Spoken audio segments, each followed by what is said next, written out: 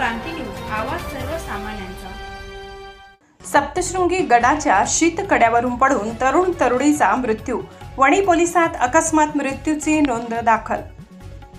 नाशिक जिल्ह्यातील प्रसिद्ध तीर्थक्षेत्र सप्तशृंगी गडाच्या शीतकड्यावरून खोल दरीत पडून एक तरुण आणि तरुणीचा मृत्यू झाल्याची खळबळजनक घटना घडली आहे। ही घटना मंगळवार दिनांक 27 मे रोजी घडली असून परिसरात एकच खळबळ उडाली आहे।